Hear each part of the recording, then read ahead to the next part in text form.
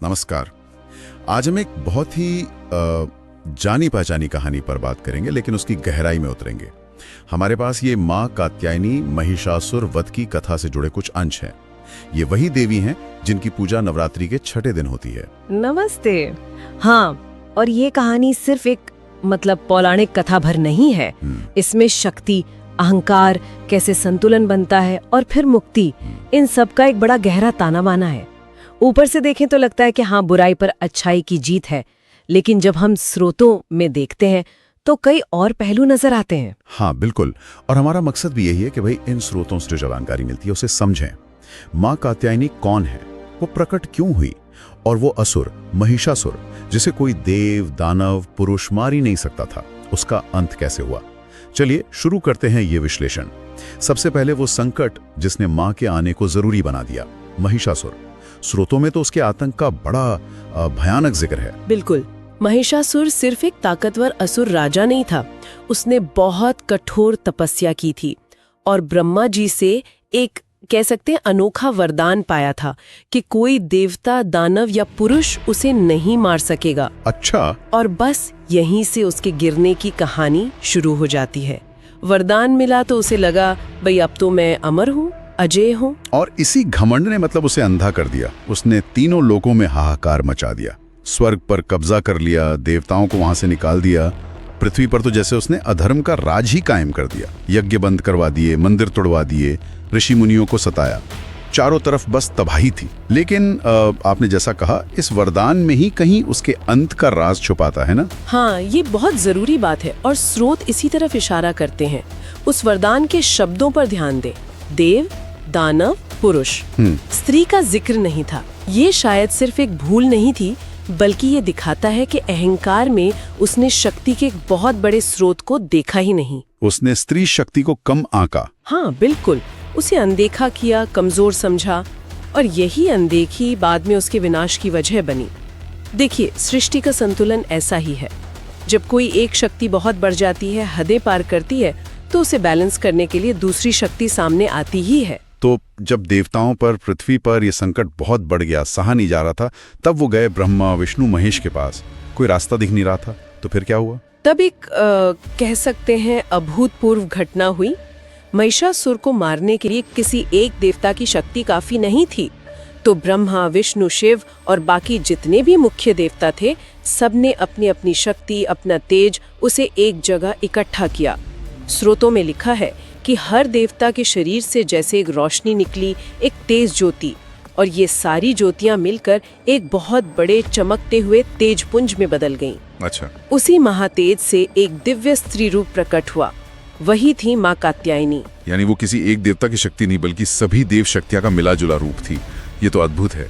और उनका नाम कात्यायनी कैसे पड़ा? हाँ, तो वो सबसे पहले महर्षि कात्यायन के आश्रम में प्रकट हुई और उन्होंने ही सबसे पहले उनकी पूजा की। उन्हीं की बेटी के रूप में वो आई, इसीलिए कात्यायनी कहलाई। अच्छा। उनका रूप बहुत तेजस्वी था। सिंह पर बैठी थी, 4 हाथ थे जिनमें कमल, तलवार, त्रिशूल जैसे हथियार थे। स्रोत बताते हैं कि जब वो प्रकट हुई तो उनका तेज इतना जबरदस्त था कि देवता भी हैरान रह गए। और जब ये खबर महिषासुर तक पहुंची तो वो भी डर गया। सिंह पर सवार होना, ये हथियार रखना, इनका क्या कोई खास मतलब है? हाँ बिल्कुल है। सिंह देखिए निडरता का प्रतीक है, एक राजसी शक्ति, कंट्रोल का। ये दिखाता है कि देवी किसी से डरती नहीं, सब कुछ उनके नियंत्रण में है। तलवार और त्रिशूल ये अधर्म को खत्म करने का प्रतीक है।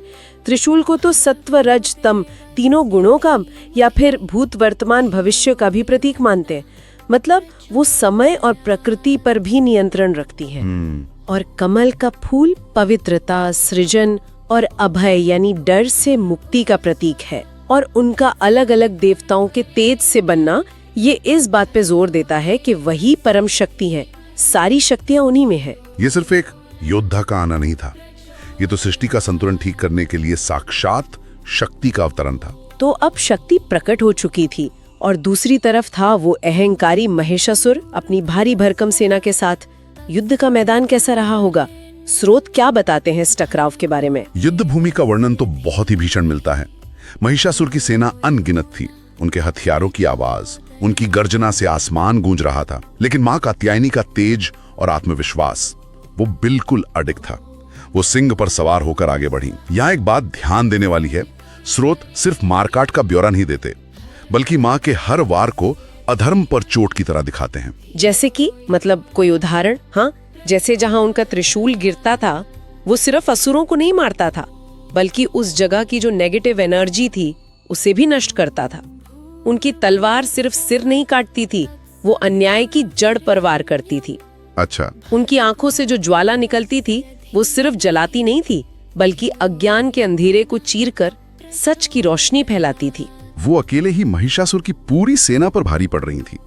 ये लड़ाई सिर्फ दो सेनाओं की नहीं थी, ये तो दो सोच की लड़ाई थी, धर्म और अधर्म की। अपनी सेना को यूं खत्म होते देख महिषासुर का खुद मैदान में आना तो बनता ही था, लेकिन मैंने सुना है कि उसने सीधा लड़ने के बजाय कुछ और ही किया, चालें चली। हाँ, यहीं पर यह कथा और भी दिलचस्प हो जाती है।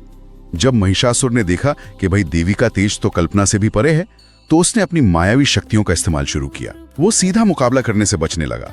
सबसे पहले उसने एक बहुत बड़े भैंस से महिष का रूप लिया, शायद इसीलिए उसका नाम महिषासुर पड़ा। हाँ, हो सकता है। वो अपने सींगों से पहाड़ उखाड़ने लगा, अपने खुरों से धरती कंपाने लगा। लेकिन देवी के सामने उसकी ये ताकत काम नहीं आई। बिल्कुल नहीं।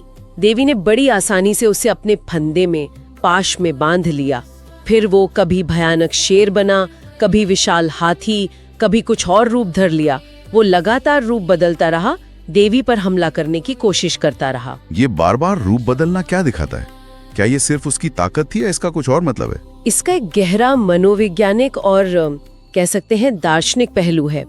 महिषासुर का रूप बदलना उसकी अस्थिरता दिखाता है, उसके धोखे और छलकपट को दिखाता है। देखिए, झूठ और अधर्म कभी एक रूप में टिक नहीं सकते हैं ना। सही बात है। उन्हें भ्रम पैदा करने के लिए नकाब बदलने पड़ते हैं। और दूसरी तरफ माँ कात्यायनी अपने उसी दिव्य तेजस्वी रूप में स्थिर रहीं। उन्होंने महिषासुर के हर रूप को, हर चाल को पहचाना और उसका डटकर सामना किया। यही स्थिरता तो सत्य और धर्म की ताकत है।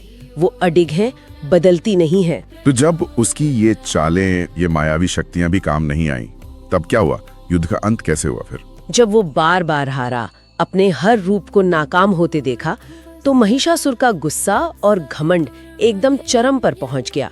उसने अपनी सारी बची खुची ताकत इकट्ठी की और आखिरी सबसे भयानक हमला किया। स्रोत बताते हैं कि उस समय युद्ध के मैदान में बड़ा भयंकर शोर मच गया।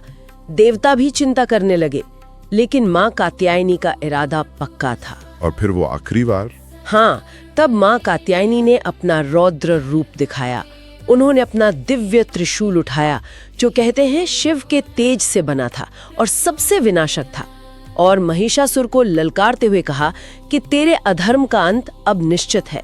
और बस एक ही अचूक वार में वो त्रिशूल सीधा महिषासुर के सीने में, उसके हृदय में जा लगा। हृदय पर ही क्यों? इसका भी कोई खास मतलब है क्या? हाँ, बहुत गहरा मतलब है। हृदय को अक्सर हम भावनाओं का, अहंकार का, जीवन की शक्ति का केंद्र मानते हैं ना। हाँ। तो हृदय पर वार सिर्फ शरीर को मारना नहीं है, बल्कि उसके अहंकार, उसके अधर्म के मूल केंद्र पर चोट करना है। ये दिखाता है कि बुराई को जड़ से खत्म किया गया है। यहाँ माँ का गुस्सा विनाश करने वाला नहीं, बल्कि रचने वाला है, सृजनात्मक है, क्योंकि ये अन्याय को मिटाकर न्याय और धर्म को फिर से स्थापित करने के लिए है। ये संतुलन लाने वाला क्रोध है। महिषासुर के मरते ही लड़ाई खत्म हो गई। देवताओं ने स्वर्ग से फूल बरसाए, माँ की जय जयकार की, पृथ्वी पर शांति लौट आई। तो इस पूरी कथा का सार क्या है? सबसे बड़ा सबक क्या मिलता है हमें? सबसे सीधा और साफ सबक तो यही है कि भाई, अहंकार और अधर्म चाहे कितने भी ताकतवर क्यों ना दिखें, एक ना एक दिन उनका अंत होता ही है। सत्य और धर्म की शक्ति आखिर में जीतती है।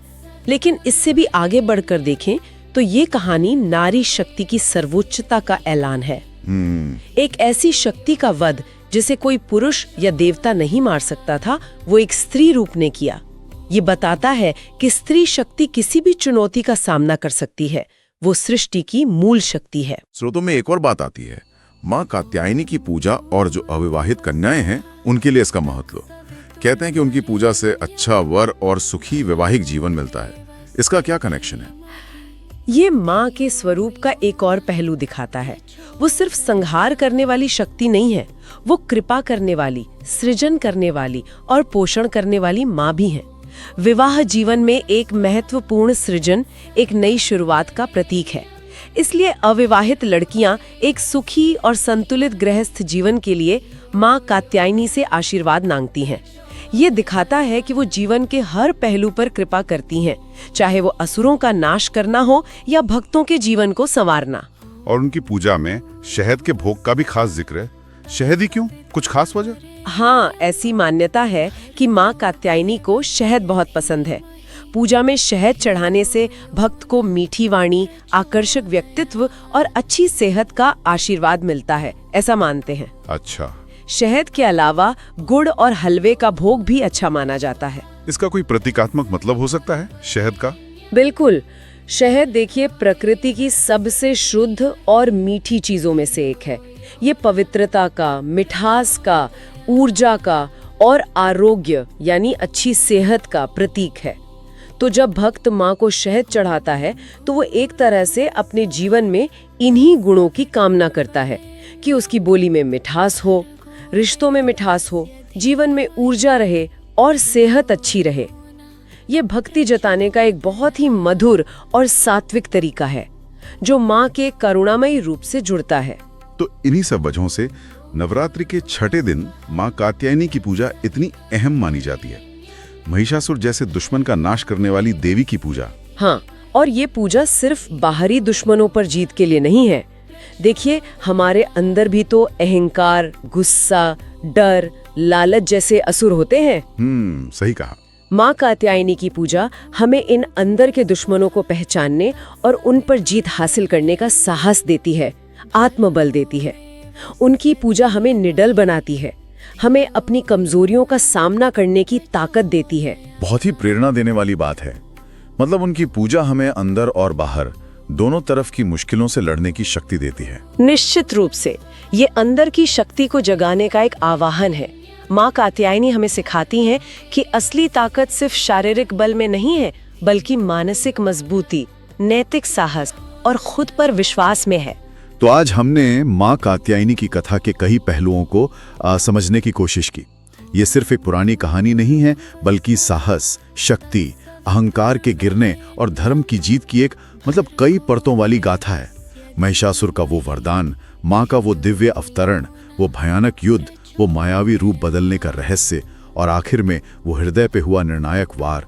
हर घटना अपने आप में एक गहरा संदेश छुपाए है। बिल्कुल, ये कथा हमें बार बार याद दिलाती है कि सबसे मुश्किल और अंधेरे समय में भी उम्मीद की एक किरण होती है। दैवीय शक्ति संतुलन बनाने के लिए आती ही है, और खास तौर पर ये स्त्री रूप में आई उस अदम्य शक्ति का उत्सव है जो किसी भी रुकावट को पार कर सकती है।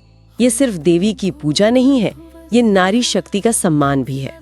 और जब हम इस गहरी बातचीत के आखिर में पहुंच रहे हैं तो एक विचार मन में आ रहा है जो शायद सुनने वालों को भी सोचने पर मजबूर करे। इस कथा को जानने के बाद क्या हम अपने जीवन के महिषासुरों को पहचान सकते हैं? वो कोई बाहरी मुश्किलें हो सकती हैं, कठिन हालात हो सकते हैं, या शायद हमारे अपने अंदर का डर, हमारा अहंकार, हमारी नेगेटिव सोच हो सकती है।